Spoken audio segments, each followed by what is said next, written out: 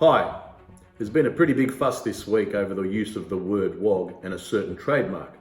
I'm here to tell you why that word wog is so important and what it actually means to me. But first, let's look at this trademark, shall we? Apparently getting a trademark on such a word is legal. As strange as that may seem, it is what it is. So personally, if you ask me, I mean, if you invent a word or a phrase, then hey, trademark it, it's yours, you came up with it. That would make more sense.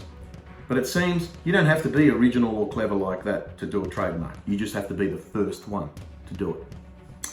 That's the way it goes sometimes. I mean, some think that he was the first entertainer to use that word in a stage show or in TV or whatever. Not like you bloody migrants, you're coming out here, taking our jobs, perving on our women, breathing our sunshine. Why don't you go back to your own country? Listen, for the last time, I'm an Australian. I was born here. Where? Wagga. That'd be right.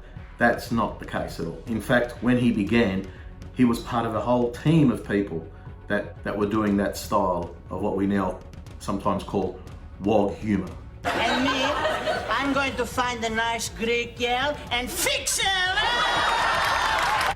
But for me, it even goes beyond that.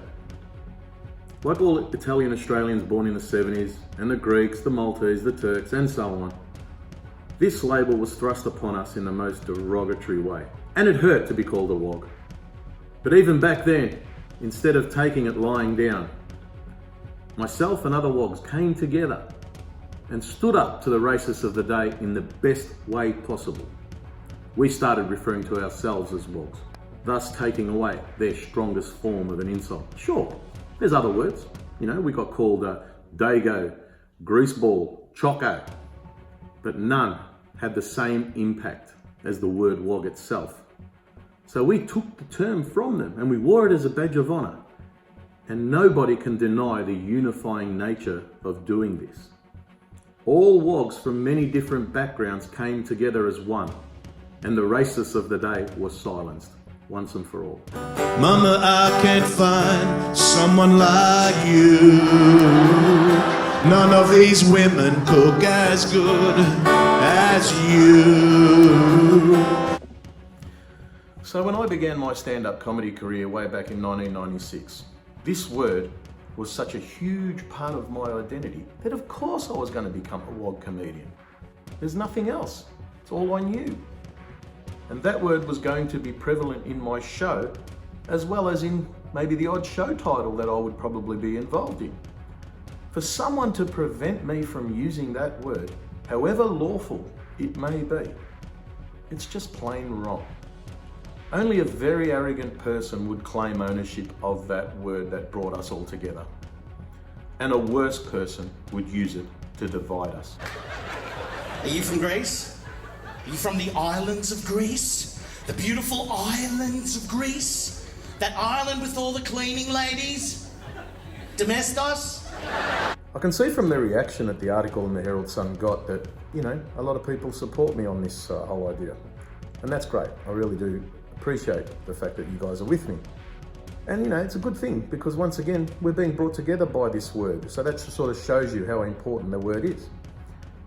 If this idea that the word should not be trademarked resonates with you, well, there is one way you can genuinely show your support. And this obviously applies to people from Melbourne. Come to my Christmas show. It's called The Very Ethnic Christmas, not Woggy. It used to be called The Very Woggy Christmas, but a certain legal letter made me change the name of that show to keep someone happy.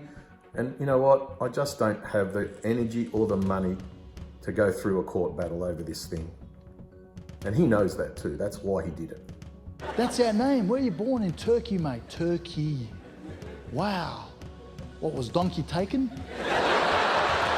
If you do come to my Very Ethnic Christmas show, I can promise you two things. One, a high quality show. Like you've got George Capanaris, Tahir, you've got myself, and a very funny African-born comedian by the name of Joe White. Really good up-and-coming act. And the second thing you'll be doing is sending a message to you-know-who, that fans of wog comedy don't approve of what you're doing. You could really hit that one home. He won't listen to us, but he might listen to you. So any way you can help out would be great. Thanks very much. I hope you enjoyed watching this video.